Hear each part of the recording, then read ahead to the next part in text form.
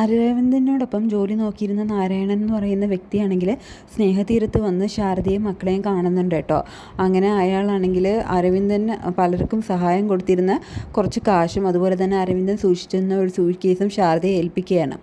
എന്നിട്ട് അദ്ദേഹമാണെങ്കിൽ മടങ്ങുന്ന സമയത്ത് കാവേരി ആണെങ്കിൽ അദ്ദേഹത്തോട് പോയിട്ട് മുമ്പ് ജയപാലൻ കുറേ കാര്യങ്ങളൊക്കെ പറഞ്ഞിരിക്കുമല്ലോ, അരവിന്ദന് അവിടുത്തെ ജോലി പോയി ശമ്പളം ഒന്നും കൃത്യമായിട്ട് കിട്ടുന്നില്ല എന്നൊക്കെ, അതിനെക്കുറിച്ചൊക്കെ ചോദിക്കാൻ കേട്ടോ. അപ്പോൾ നാരായണൻ പറയുന്നുണ്ട്, ശമ്പളം മുടങ്ങി 1 മാസം പോലും അരവിന്ദന് ശമ്പളം മുടങ്ങിയിട്ടില്ല.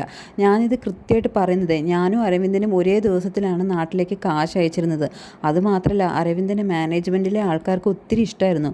1 മാസം കൂടി കഴിഞ്ഞിരുന്നെങ്കിൽ അരവിന്ദന് പ്രൊമോഷൻ ഉറപ്പായിരുന്നു എന്നൊക്കെ പറയാൻ കേട്ടോ. അപ്പോൾ കാവേരിക്കാണെങ്കിൽ അതൊരു വലിയ ഷോക്കാവുകയാണ്. അങ്ങനെ കാവേരിയാണെങ്കിൽ പലപ്പോഴായിട്ട് ജയപാലൻ പറഞ്ഞ കള്ളങ്ങളൊക്കെ ഓർത്ത് നോക്കുകയാണ് കേട്ടോ. എന്നിട്ട് അദ്ദേഹമാണെങ്കിൽ പോകുന്നതിന് മുമ്പ് തോട്ടത്തെക്കുറിച്ച് കൂടി പറയണം കേട്ടോ. അരവിന്ദൻ ഇവിടെ ഒരു തോട്ടം വാങ്ങാനായിട്ട് കുറച്ച് കാശ് നാട്ടിലേക്ക് അയച്ചിരുന്നല്ലോ. അരവിന്ദന് വലിയ ആഗ്രഹമായിരുന്നു മക്കളുടെ വിവാഹം പോലെ തന്നെ ആ ഒരു 5 ഏക്കർ തോട്ടം വാങ്ങി അതിലൊരു നല്ല വീട് വയ്ക്കുക എന്നുള്ളത്.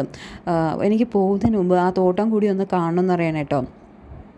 അപ്പോൾ കാവേരി പറയാണ്, അങ്കിളെ അച്ഛൻ മരിച്ചതോടുകൂടി അതിൻ്റെ രജിസ്ട്രേഷൻ നടത്താൻ പറ്റിയില്ല, അതും അച്ഛൻ്റെ ഒരു സ്വപ്നമായിട്ട് തന്നെ നിൽക്കുകയാണെന്ന് പറയണം കേട്ടോ. അങ്ങനെ അയാളാണെങ്കിൽ കാവേരിയോട് യാത്ര പറഞ്ഞിട്ട് അവിടെ നിന്ന് പോവുകയാണ്.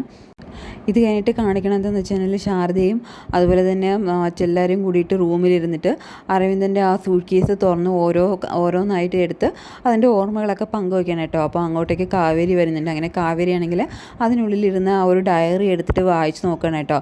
അങ്ങനെ കുറച്ച് പേജുകളൊക്കെ തിരിച്ച് നോക്കുമ്പോൾ കാവേരി ആണെങ്കിൽ ഞെട്ടിപ്പോവാണ് കേട്ടോ. അതിൽ അരവിന്ദൻ എഴുതിയിരുന്ന മൊത്ത കാശിൻ്റെ കണക്കുകളാണ്. അങ്ങനെ ശാരദയെ ഒന്നും അറിയിക്കേണ്ടെന്ന് വെച്ചിട്ട് കാവേരി ആണെങ്കിൽ ഒന്നും മിണ്ടാണ്ട് ആ ഡയറിയായിട്ട് പുറത്ത് പോവുകയാണ്.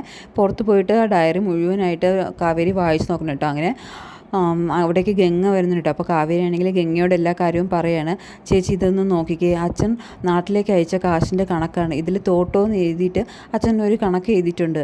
അങ്ങനെയാണെങ്കിൽ അതിനർത്ഥം അച്ഛൻ ആ തോട്ടം വാങ്ങാനായിട്ട് കാശ് കൊടുത്തു എന്നല്ലേ. അപ്പോൾ ഗംഗ പറയുന്നുണ്ട്, അത് ശരിയാണല്ലോ. അപ്പോൾ കാവേരി പറയാം, അങ്ങനെ അതിനർത്ഥം ജയപാലൻ അങ്കിള് നമ്മളോട് പറഞ്ഞതൊക്കെ കള്ളമാണെന്നല്ലേ, ഞാൻ ഈ കാര്യം അയാളോട് ചോദിച്ചിട്ടേ ഉള്ളൂ എന്ന് പറഞ്ഞിട്ട് കാവേരി ആണെങ്കിൽ അവിടുന്ന് നേരെ ജയപാലനെ കാണാനായിട്ട് ജയപാലൻ്റെ വീട്ടിലേക്ക് വരികയാണ് കേട്ടോ.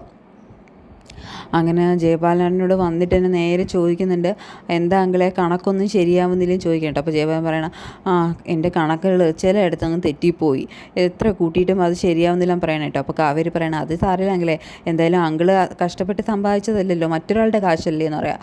അപ്പോൾ ജയപാലനൊന്ന് ഞെട്ടുന്നുണ്ട് കേട്ടോ. നീ എന്താ മോളെ ഈ പറയുന്നത്, എനിക്ക് നഷ്ടപ്പെട്ടു പോയത് 1 രൂപയാണെങ്കിൽ അത് ഞാൻ അധ്വാനിച്ചുണ്ടാക്കിയ കാശെന്ന് പറയാം കേട്ടോ. അപ്പോൾ കാവേരി പറയാണ്, അധ്വാനിച്ചുണ്ടാക്കിയതോ, അങ്കിള് പറയുന്നത് കള്ളാണെന്ന് അങ്കിളിനും അറിയാം എനിക്കും അറിയാം, അങ്കിള് എൻ്റെ അച്ഛനെ ചതിച്ചതാണെന്ന് എല്ലാ കാര്യവും എനിക്ക് മനസ്സിലായി അങ്കിളെ, എൻ്റെ കയ്യിൽ എല്ലാത്തിൻ്റെ തെളിവുണ്ടെന്ന് പറയാണ് കേട്ടോ.